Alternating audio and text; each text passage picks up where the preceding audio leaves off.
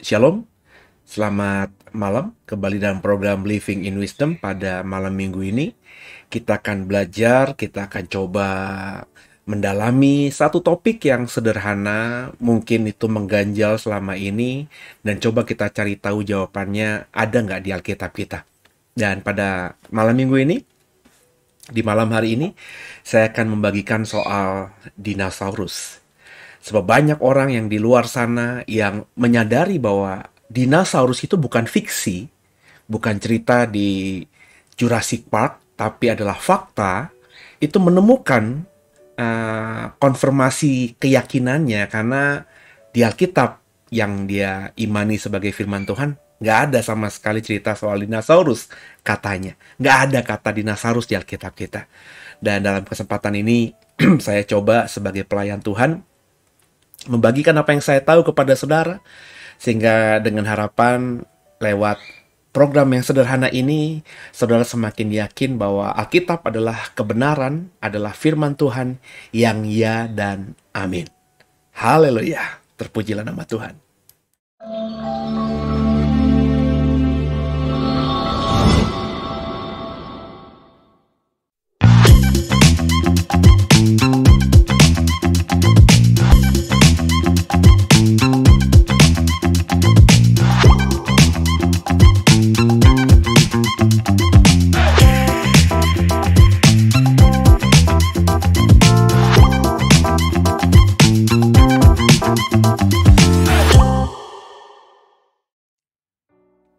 Iya, kita akan ngebahas soal dinosaurus pada kesempatan kali ini, saudara ya.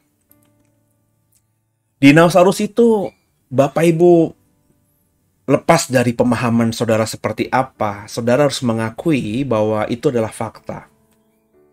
Ya, kenapa? Karena ilmu pengetahuan dalam hal ini dunia arkeologi itu sudah membuktikannya.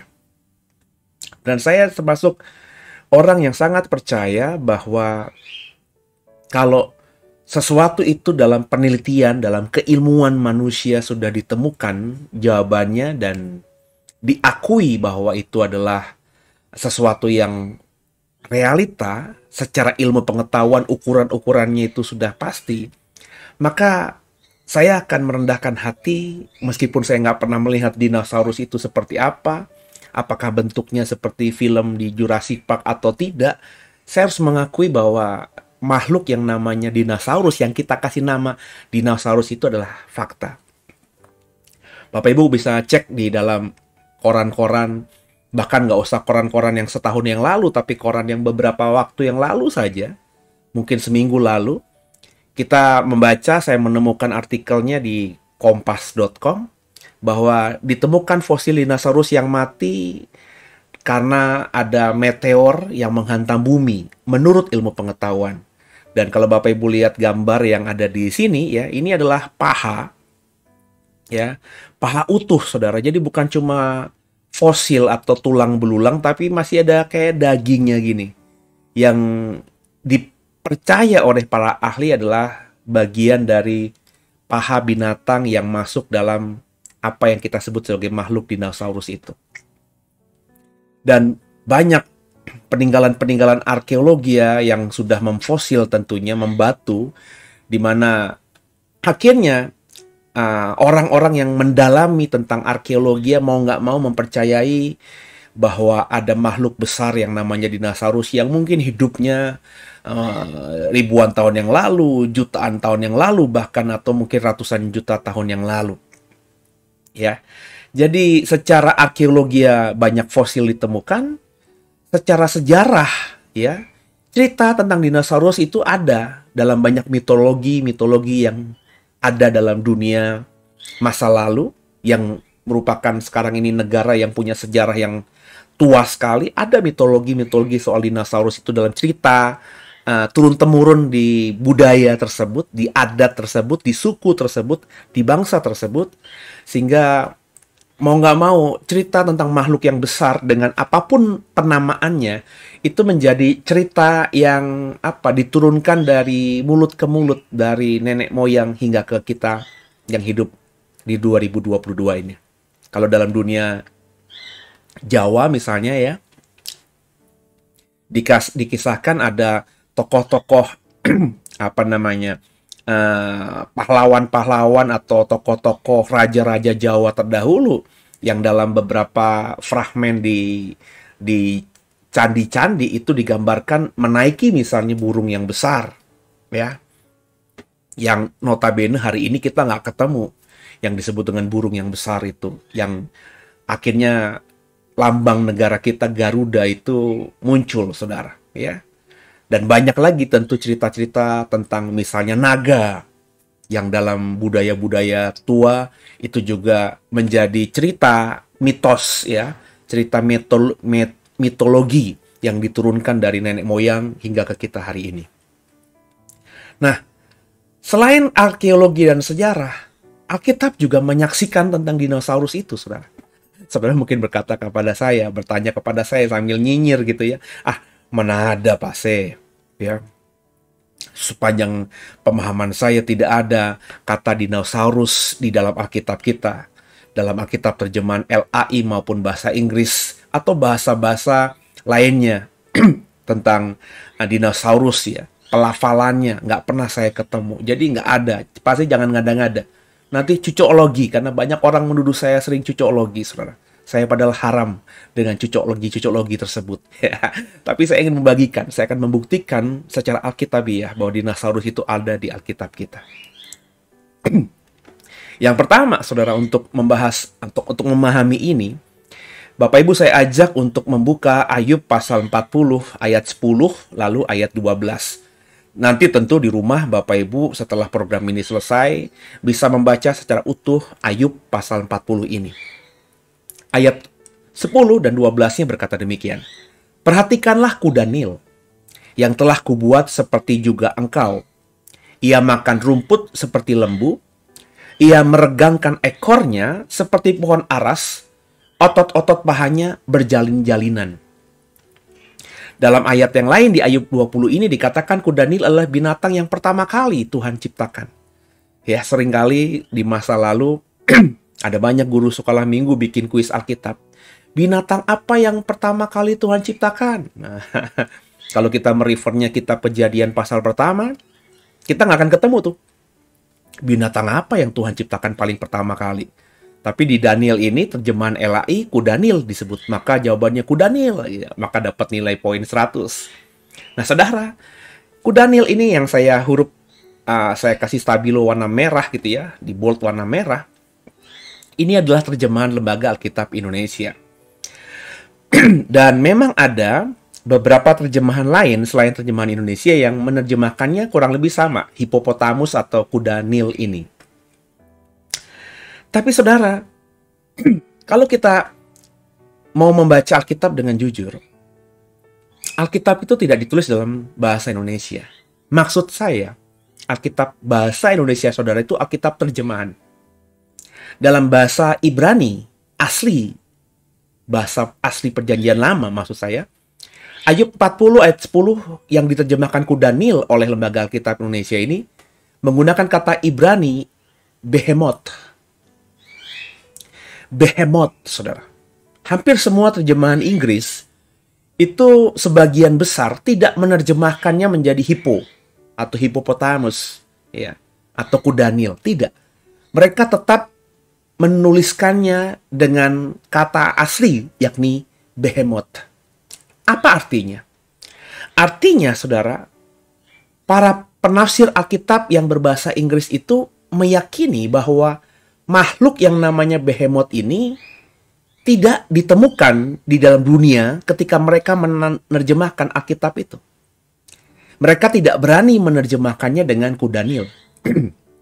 Apalagi kalau Bapak Ibu membacanya dengan lengkap. Dikatakan tadi di ayat 12, ia, kuda Nil itu, kata LAI, meregangkan ekornya seperti pohon aras. Ekornya seperti pohon aras. Bapak Ibu lihat ini gambar kuda Nil, memang mukanya tidak sampai utuh karena bagian yang bisa untuk menangkap gambar muka dan ekor itu ya nggak bisa utuh di dalam gambar ini, nggak bisa saya kecilkan ya. Saya masih belajar untuk bikin slide-slide yang pas gitu, saudara.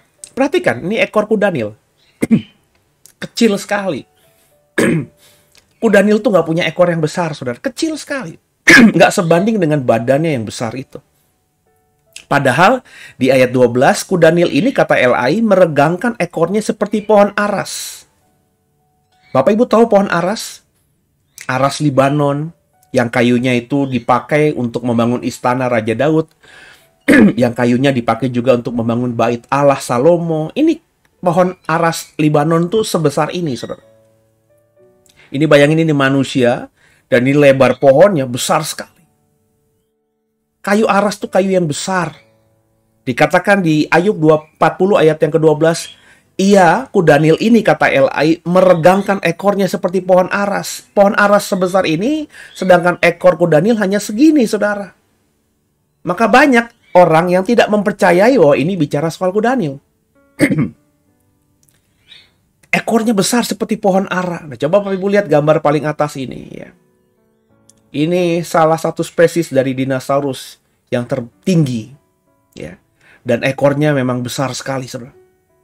Ekor inilah yang menjadi senjata dia untuk membela dirinya ketika diserang oleh dinosaurus yang lainnya atau makhluk yang lainnya.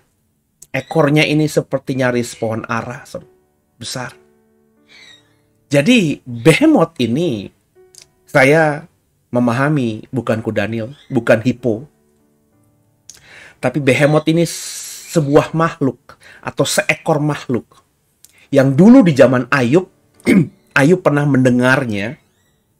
Tapi sekarang ini makhluk yang namanya behemoth itu mungkin sudah tidak ada lagi di dunia ini. Jadi ada pasal-pasal, ada percikan-percikan, ada pecahan-pecahan tentang dinosaurus yang bisa kita temukan dari ayat-ayat di Ayub 40 ini.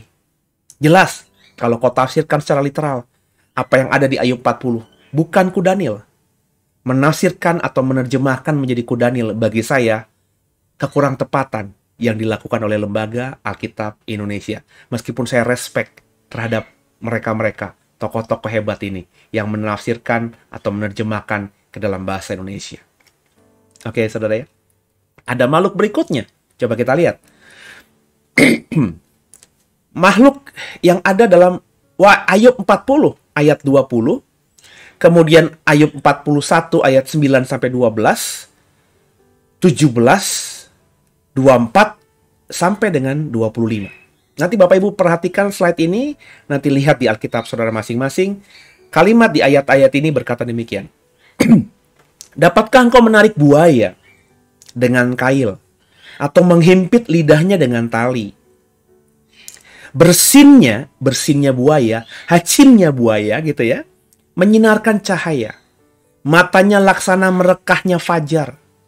Dari dalam mulutnya keluar suluh, berpancaran bunga api. Dari dalam lubang hidungnya mengepul uap bagaikan dari dalam belanga yang mendidih dan menggelepak isinya. Nafasnya bagaikan bara dan nyala api keluar dari dalam mulutnya. Bila ia diserang dengan pedang, ia tidak mempan. Demikian juga dengan tombak, seligi atau lembing. Tidak ada taranya di atas bumi. Itulah makhluk yang tidak mengenal takut.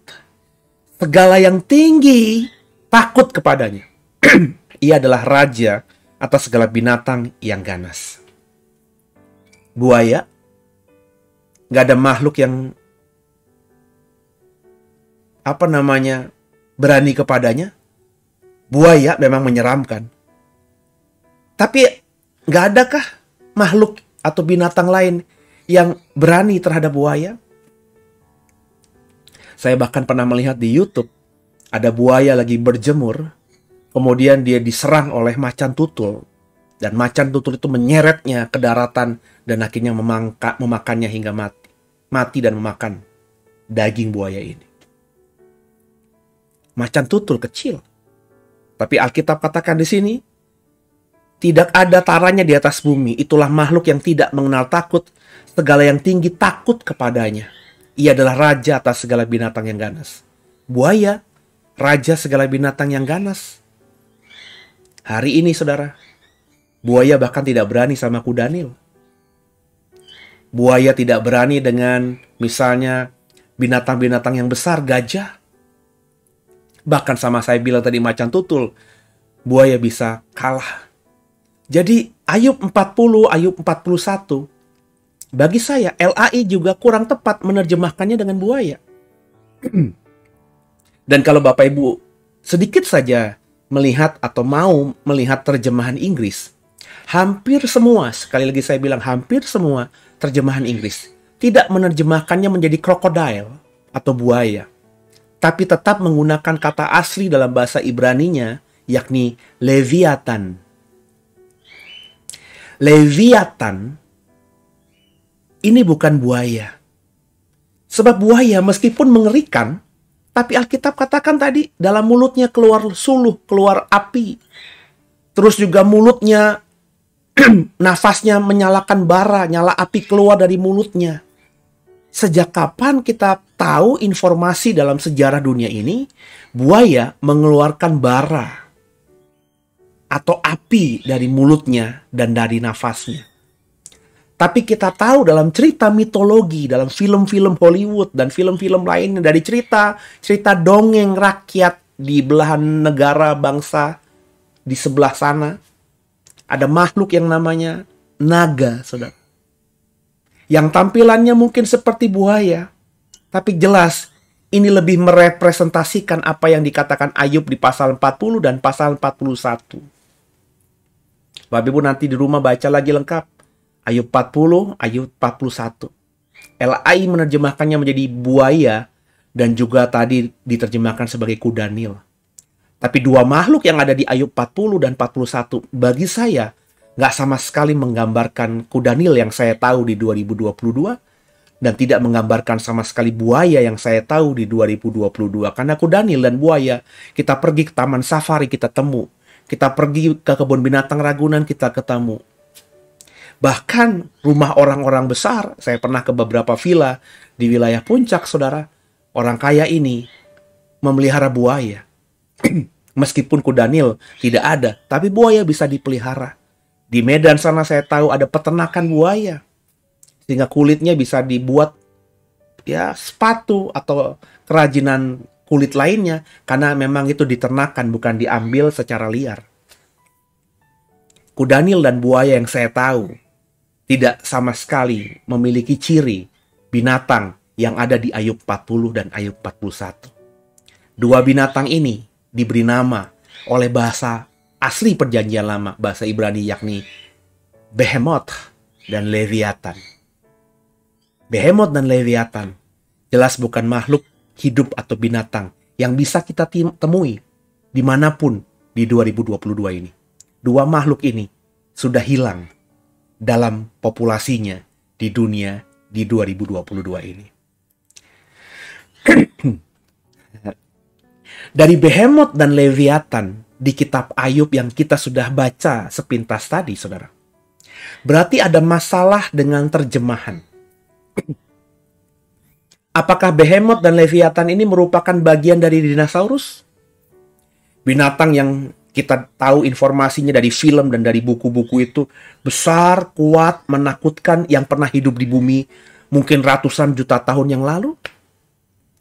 Yuk kita belajar lebih lagi, saudara. Ingat, sebelum kita belajar lebih lagi, saya ingin mengingatkan saudara. Alkitab tidak pernah salah. Tapi Alkitab yang ada di tangan saudara itu adalah Alkitab terjemahan. Namanya terjemahan, berarti Alkitab itu diterjemahkan ke dalam bahasa oleh orang-orang yang disebut ahli bahasa. Berarti ada manusia-manusia di situ. Yang tentu mungkin bukan karena ketidakmengertian mereka, tapi ketidakadanya bahasa yang sesuai, yang ada dalam bahasa yang ingin mereka terjemahkan Alkitab ini. Sehingga akhirnya mereka menggunakan kata-kata yang ada dalam kosakata di bahasa yang ingin mereka terjemahkan. Jadi Bapak Ibu, ketika orang-orang hebat di LAI menerjemahkan Behemoth dan Leviathan, mereka mau kasih stempel tetap Leviathan dan Behemoth sesuai dengan bahasa aslinya, mereka bingung, pembacanya nanti semakin nggak mengerti, dan mereka coba mencari terjemahan binatang yang kurang lebih menyerupai ciri khas dari Behemoth dan Leviathan. Akhirnya ketemu kuda Nil dan buaya. Tapi bagi saya, nggak tepat itu. Coba kita dalami dan kita belajar lebih lagi, saudara.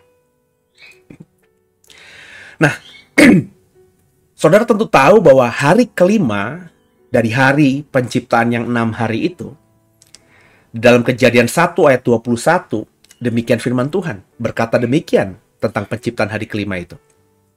Maka Allah menciptakan binatang-binatang laut yang besar, dan segala jenis makhluk hidup yang bergerak dan berkeriapan dalam air, dan segala jenis burung yang bersayap. Allah melihat bahwa semuanya itu baik. Saya kasih warna merah yang saya mau tekankan, binatang-binatang laut yang besar. Kalau Bapak Ibu saya tanya, kalau saudara saya tanya, binatang laut yang besar itu apa?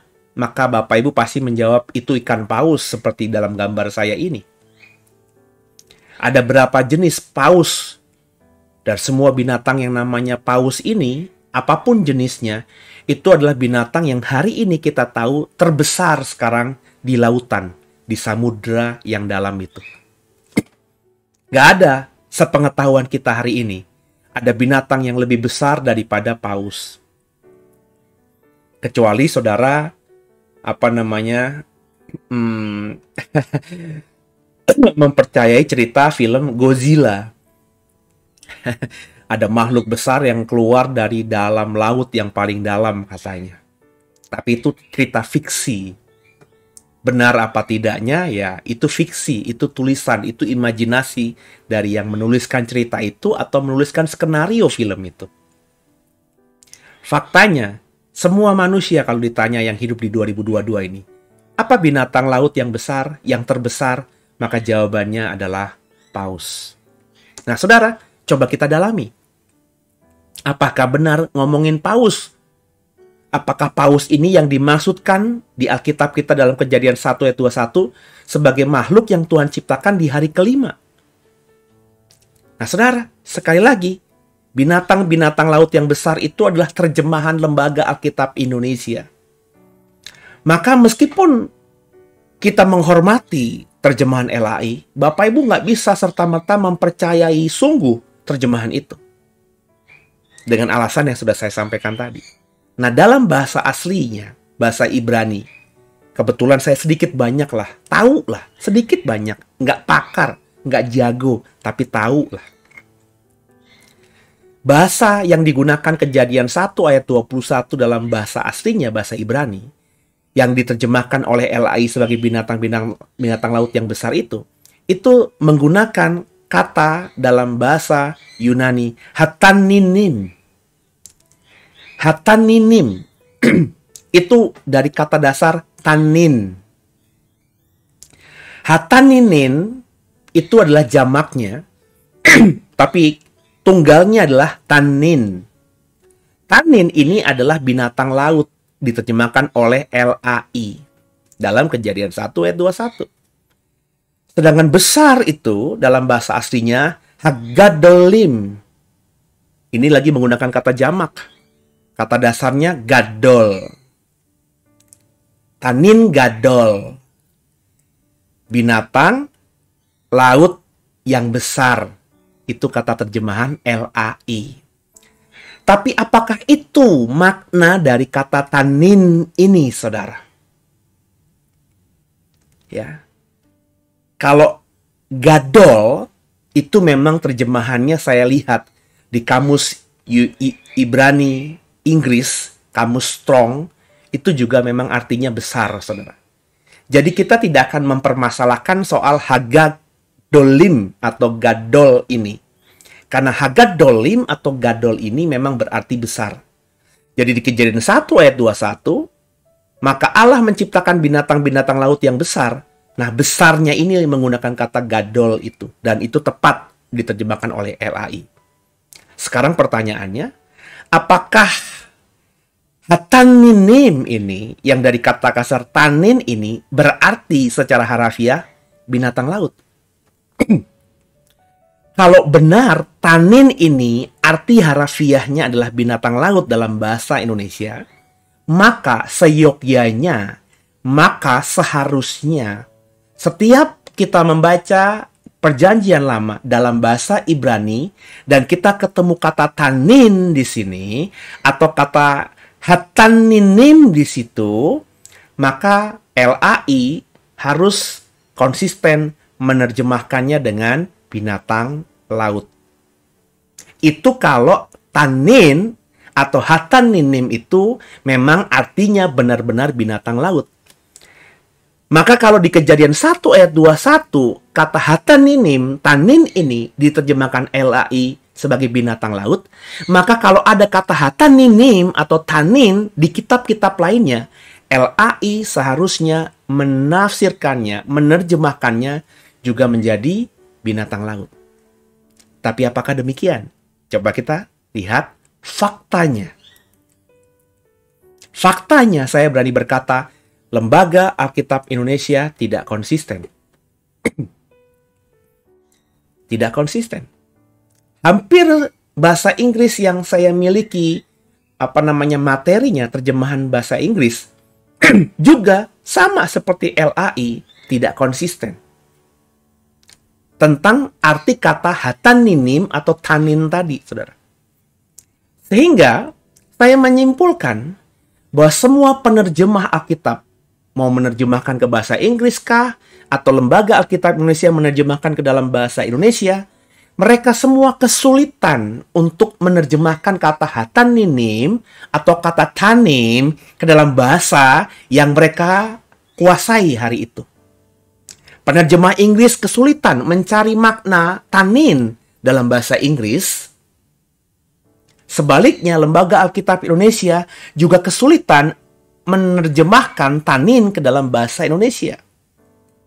Karena mereka sedang dilema seperti ini, maka nggak heran ketika ketemu hataninim, ketika ketemu kata tanin, di kitab-kitab yang lainnya, mereka tidak konsisten. Coba kita buka Mazmur 148 ayat 7. Bapak Ibu bisa cross-check ya. Ini saya hanya kutip saja. Kalimatnya begini. Pujilah Tuhan di bumi, hai ular-ular naga, dan segenap samudra raya. Di dalam Mazmur 148 ayat 7, pujilah Tuhan di bumi, hai ular-ular naga, terjemahan LAI. Ini juga ternyata menggunakan kata tanin dalam bahasa aslinya, bahasa Ibrani. Tanin di Kejadian 1 tadi diterjemahkan binatang laut. Tapi tanin, kata yang sama dalam Mazmur 148 diterjemahkan sebagai ular-ular naga. Binatang laut, ular-ular naga. Sudah berbeda, saudara. Kita buka lagi ayat yang lain. Oke, Ayub 30 ayat 29. Aku telah menjadi saudara bagi serigala dan kawan bagi burung unta. Ada kata serigala dalam terjemahan LAI di situ. Dalam terjemahan King James-nya, jackals. Ini sama-sama artinya serigala. Tapi tahukah saudara, bahasa aslinya dalam bahasa Ibrani, Ayub 30 ayat 29, itu juga menggunakan kata Ibrani tanin. Yang dalam Kejadian 1 tadi diterjemahkan binatang laut, yang dalam Mazmur diterjemahkan sebagai ular naga, tapi tanin, kata yang sama dalam Ayub, diterjemahkan sebagai apa? Serigala. Wah saudara, kata yang sama dari 3 ayat ini saja sudah diterjemahkan oleh LAI ke dalam kata-kata yang berbeda-beda. Tanin, dalam terjemahan LAI tadi, ada yang mengatakan binatang laut, ada yang mengatakan ular naga, ada yang mengatakan serigala. So, tanin itu apa artinya? Saudara mestinya mengkritisi ini. Kita lihat lagi Ulangan 232 ayat 33. Sama-sama ya kita buka ya. Air anggur mereka adalah racun ular dan bisa ular tedung yang keras ganas.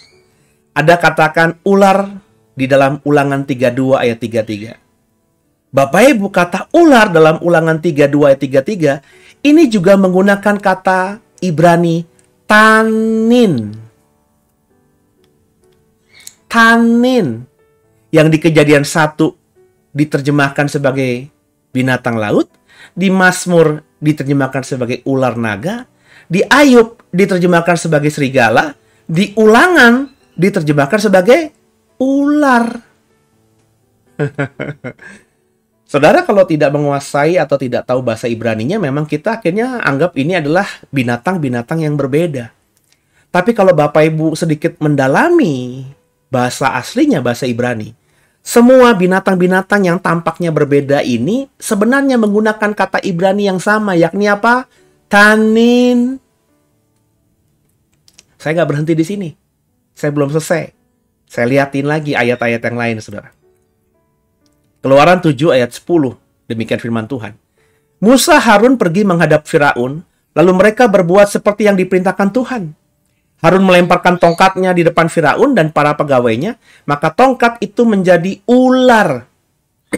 Ini kisah bagaimana Harun diperintahkan Tuhan lewat Musa untuk melemparkan tongkatnya untuk membuat ngeri Firaun dan juga orang-orang hebatnya atau pegawai-pegawainya. Dan ketika tongkat Harun ini dilempar, tongkat itu menjadi apa, saudara? Ular. Ular ini juga diterjemahkan dari kata Ibrani tanin. Terjemahan New King James Version itu serpent, ular, saudara. Ya. Nangkep ya? Jadi bukan binatang laut, tapi ular. Jelas ular itu bukan binatang laut. Ini saja sudah habitatnya berbeda. Kejadian 1, tanin diterjemahkan sebagai binatang laut. Di Keluaran diterjemahkan sebagai ular. Padahal semua orang yang hidup di 2022 memahami bahwa ular bukan binatang yang tinggal di dalam laut. Maka ular tidak masuk kategori binatang laut. Tapi ini faktanya. Semuanya menggunakan kata yang sama, tanin. Sekarang kita buka lagi. Yeskiel 29 ayat 3. Berbicaralah dan katakanlah, beginilah firman Tuhan Allah. Lihat, aku menjadi lawanmu, hai Firaun, Raja Mesir. Buaya yang besar, yang berbaring di tengah-tengah anak-anak sungaimu, yaitu Nil, dan yang berkata sungai Nil aku punya, aku yang membuatnya. Ini perkataan Yeskiel bicara soal masa lalu tentang Firaun. Dikatakan dalam kitab Yeskiel ini, dalam terjemahan LAI, buaya yang besar, Hatananim Hagadolim, Tanin Gadol.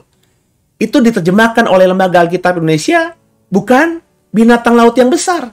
Padahal kalimatnya sama, saudara. Ya. Hatananim Hagadolim. Sama dengan apa yang ada di Kejadian 1 tadi. Kejadian 1 diterjemahkan LAI binatang laut yang besar, tapi Hatananim Hagadolim oleh LAI diterjemahkan di Yeskiel sebagai buaya yang besar. Buaya bukan binatang laut, saudara. Kalaupun buaya bisa hidup di air yang asin, tapi itu tinggal di muara.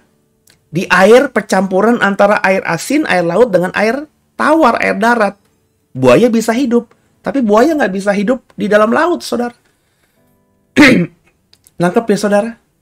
Jadi dari 2 slide ini, saya ingin mengatakan, saudara, ada kebingungan. Maafkan saya dengan sikap hormat saya kepada yang menerjemahkan LAI. Nggak semuanya kurang tepat. Hampir semuanya tepat, tapi ada banyak hal. Ya, terutama ini tentang bukan doktrin yang prinsipil ya, tapi sesuatu yang mengganjal. Ya, bahwa ada banyak kekurang konsistenan dalam penerjemahan ke dalam bahasa Indonesia. Dari kata tanin gadol ini. Tanin gadol bisa bicara binatang yang besar. Tanin gadol bisa bicara mengenai serigala. Tanin gadol bisa bicara mengenai ular naga. Tanin gadol bisa bicara mengenai ular. Tanin gadol bisa bicara soal buaya. Lalu, bagaimana kita menyikapinya, saudara? Apa sebenarnya Hatananim Hagadolim ini? Kesimpulannya, saudara. Tanin tadi diterjemahkan dari beberapa versi terjemahan LAI tadi. Ular naga, ular buaya. Memang ada yang menerjemahkan LAI tadi adalah serigala atau binatang laut yang besar. Tapi kalau Bapak Ibu mendalami, nggak semua ayat yang berasal dari kata tanin saya munculkan dalam terjemahan LAI. Tapi hampir sebagian besar itu bicara mengenai ular naga, ular, dan buaya. Jadi tanin ini dari ular dan buaya, kita bisa menyimpulkan ini mungkin bicara mengenai reptil, saudara. Binatang yang melata, itulah reptil. Ular dan buaya masuk kategori binatang reptil. Jadi, sekali lagi, kalau saya ditanya tanin itu apa? Pase. Dari apa yang saya dapatkan dari terjemahan Inggris dan juga terjemahan Indonesia yang menerjemahkannya dengan banyak versi binatang. Tapi ketika saya kelompokkan, mereka hampir menerjemahkan banyak menjadi binatang melata, yakni ular dan buaya. Maka saya menyimpulkan, reptil ini adalah, maafkan saya, tanin ini adalah reptil. Tanin adalah reptil. Oke? Tanin hagadol artinya reptil yang sangat besar. Karena gadol itu artinya besar. Jadi tanin hagadol, tanin gadol dalam bahasa Ibrani, kalau diterjemahkan secara harafiah dengan apa yang saya paparkan tadi, berarti adalah reptil yang sangat besar. Nangkap saudara ya? Lalu apa hubungannya Pak dengan dinosaurus? Di mana kita bisa menghubungkan reptil yang sangat besar atau dalam bahasa Ibraninya Hatananim, Hagadolim atau Tanin Gadol ini dengan dinosaurus? Nah, untuk bisa menghubungkannya dengan kata dinosaurus, Bapak Ibu juga harus belajar sedikit dulu, buka wawasan tentang kapan kata dinosaurus itu muncul. Informasi ini Bapak Ibu bahkan bisa dapatkan di Wikipedia kok. Kata dinosaurus, saudara, atau dinosaur dalam bahasa Inggris, itu nggak akan ada Bapak temukan, Ibu temukan, saudara temukan di Alkitab terjemahan apapun. Terutama terjemahan Inggris. Karena kata dinosaur itu terjemahan Inggris, dan dinosaurus itu terjemahan Indonesia. Bapak Ibu nggak mungkin ketemu, terutama dalam terjemahan Inggris. Karena biar bagaimanapun terjemahan Inggris jauh lebih tua daripada terjemahan Indonesia. Kenapa demikian? Karena kata dinosaurus ini muncul di dalam kosakata Inggris itu terjadi pada tahun 1842. Baru setelah itu orang ngerti apa yang dimaksud dengan dinosaur. Dinosaurus itu. Karena kata dinosaurus ini muncul secara resmi oleh paleontolog atau orang yang mendalami soal apa ya? Ya paleontolog ya tentang zaman-zaman purba gitu. Seorang ilmuwan Inggris, panteolog Inggris, paleontolog Inggris yang bernama Richard Owen. Bapak Ibu bisa baca ceritanya itu, ketemu di Google banyak tentang Richard Owen ini. Beliaulah yang akhirnya memberikan nama bahwa di zaman dulu ada binatang yang besar dan dia namakan dinosaurus. Tahun 1842. Tapi Bapak Ibu tahu nggak bahwa Alkitab terjemahan dalam bahasa Inggris itu baru diterjemahkan menjadi terjemahan Inggris yang utuh. Itu pun baru perjanjian baru saja. Perjanjian lama itu kemudian, saudara, itu diterjemahkan oleh John Wycliffe tahun 1382. Jadi Alkitab terjemahan bahasa Inggris itu baru ada sekitar tahun 1382 dan setelahnya baru muncullah terjemahan Inggris lengkap PL dan PB. Berarti terjemahan Inggris kurang lebih baru muncul secara utuh di sekitar tahun 1400-an, saudara. Sedangkan kata dinosaurus baru muncul di tahun 1800. Alkitab terjemahan Inggris kira-kira muncul 1400-an. Kata dinosaurus baru muncul di dunia ini 1800-an. Ada 400 tahun saudara selisih dari terjemahan Inggris Alkitab dengan munculnya kosakata baru dalam bahasa Inggris yakni dinosaurus. Makanya nggak heran terjemahan Inggris tertua sekalipun, yang paling kredibel sekalipun seperti King James itu saudara, Bapak Ibu nggak akan ketemu kata dinosaurus itu. Karena ketika King James itu keluar, terjemahan King James itu mulai diedarkan, itu jauh sebelum kata dinosaurus ditemukan. Nangkep ya saudara ya? Jadi nggak heran dalam terjemahan Inggris nggak akan ketemu kata dinosaurus. Karena kata dinosaurus itu lebih mudah. Kecuali mungkin ada orang yang menerjemahkan ke dalam bahasa Inggris di tahun-tahun ini. Atau setelah paling tidak tahun 1842, di tahun 1900-an. Tapi kalau mau jujur, hampir semua terjemahan Inggris yang baku itu, yang diakui kredibel itu, diterjemahkan jauh sebelum tahun 1800-an, saudara. Nah, saudara, kata dinosaurus ini terdiri dari dua kata Yunani. Yang pertama, deinos. Deinos itu artinya apa? Mengerikan, kuat, atau sangat besar. Deinos. Dan kata sauros, yang berarti kadal atau reptil. Nah, kalau Bapak Ibu perhatikan benar-benar omongan saya, slide by slide, Bapak Ibu akhirnya ngerti maksud saya dengan buat program ini. Ada dinosaurus di Alkitab. Kalau kata dinosaurusnya nggak mungkin ketemu dalam terjemahan apapun di Alkitab kita. Tapi dari arti katanya kita mengerti. Dinosaurus itu adalah kadal atau reptil yang mengerikan. Kadal atau reptil yang kuat. Kadal atau reptil yang sangat besar.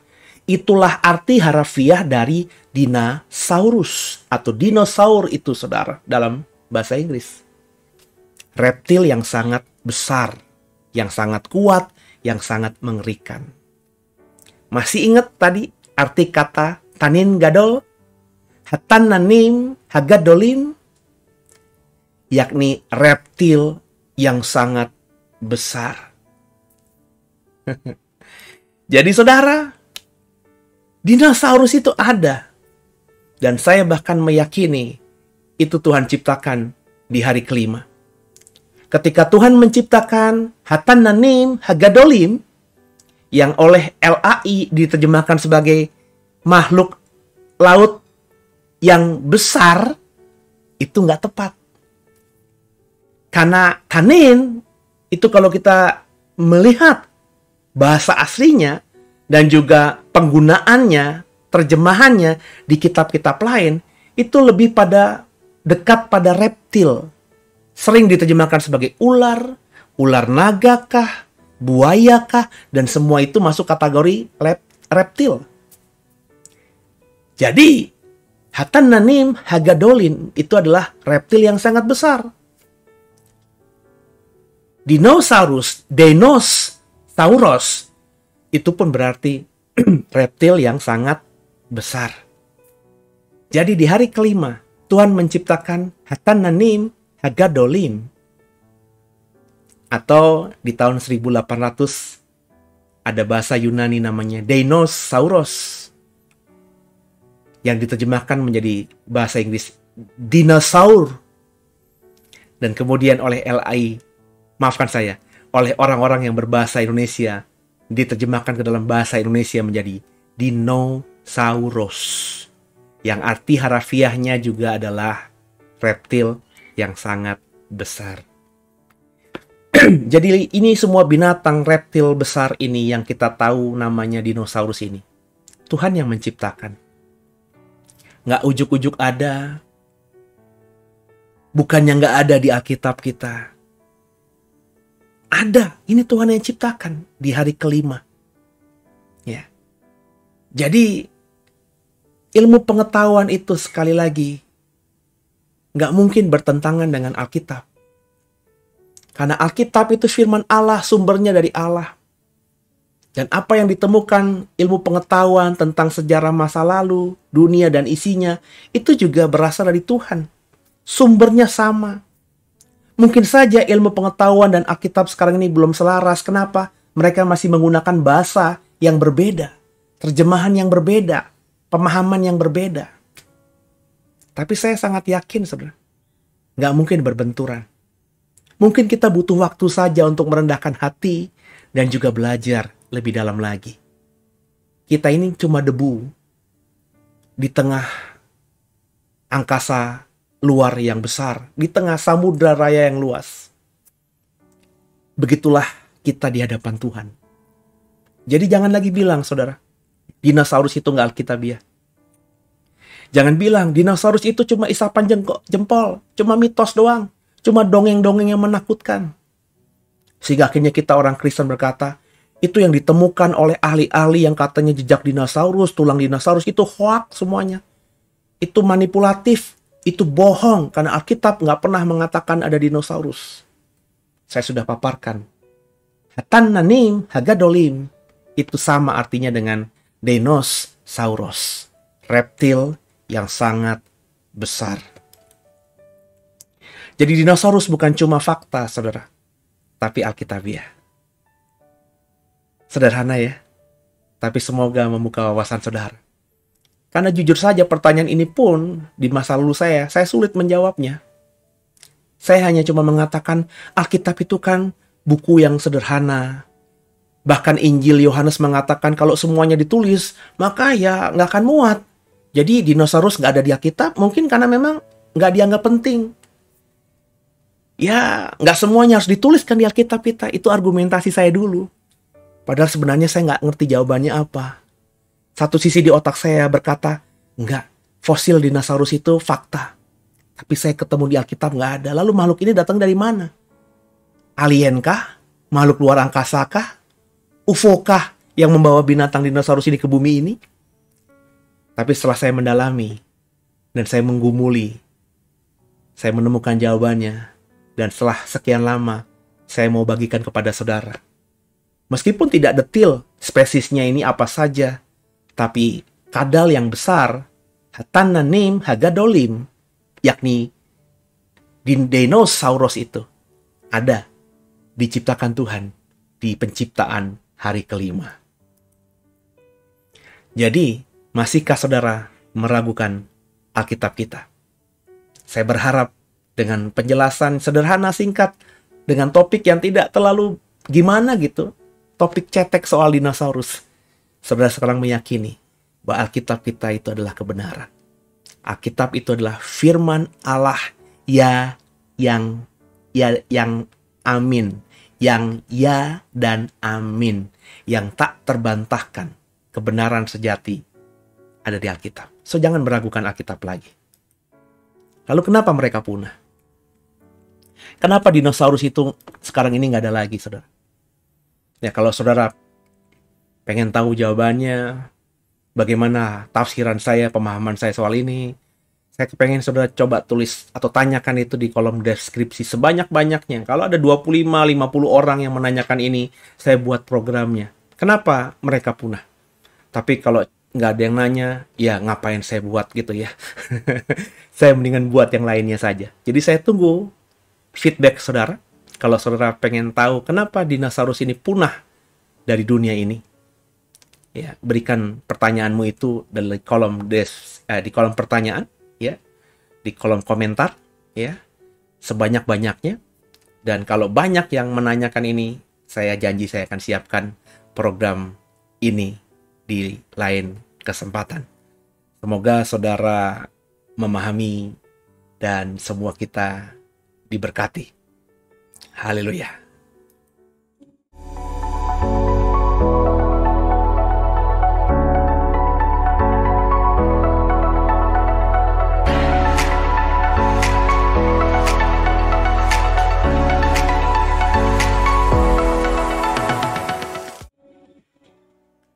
Oke saudara, Jadi, semoga malam minggu saudara tidurnya nyenyak dan besok kita merayakan Paskah.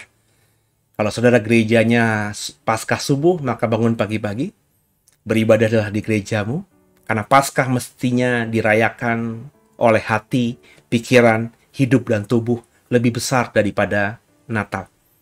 Karena Natal, semua orang merayakan Natal, bahkan bukan orang Kristen. Karena Natal bicara mengenai hari kelahiran. Bukankah semua orang punya hari kelahirannya yang selalu dirayakan dengan hari ulang tahun itu? Tapi nggak semua orang bisa bangkit. Yang bisa bangkit cuma Yesus. Hari kebangkitan Yesus itulah yang dikenal oleh umum sebagai hari raya Paskah orangnya Kristen, orang-orang Kristen.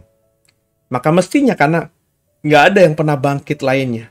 Nabi boleh banyak, rasul boleh banyak, imam boleh banyak, orang hebat boleh banyak. Tapi semua mereka ketika mati, ya mati. Yang bangkit hanya Yesus. Maka karena dia adalah yang sulung, yang pertama bangkit dari semuanya, maka mestinya perayaan kebangkitannya ini kita rayakan lebih luar biasa dari sekedar maafkan saya hari Natal. Maka kalau kau ibadah Paskahnya subuh, bangun pagi-pagi ke gerejamu. Kalau kau ibadahnya pagi, siang, atau sore, ke gerejamu dengan semangat yang sungguh. Kalau saudara tinggal di wilayah Serpong dan sekitarnya, seperti slide tadi, saya undang untuk beribadah di komunitas kita, JKI The Way. Alamatnya jelas, Bapak Ibu bisa menghubungi nomor WhatsApp yang ada untuk lebih jelas lagi di manakah tempat kita beribadah. Tapi kalau Bapak Ibu tinggal jauh dari Serpong dan sekitarnya, bisa mengikuti ibadah kami setiap hari Minggu jam 11 via live streaming di channel YouTube The Warriors ini. Semoga semuanya jadi berkat buat saudara, dan Paskah 2022 ini membuat kau dan aku semakin hidup menyenangkan hati Tuhan. Selamat beristirahat, selamat Paskah. Tuhan Yesus memberkati.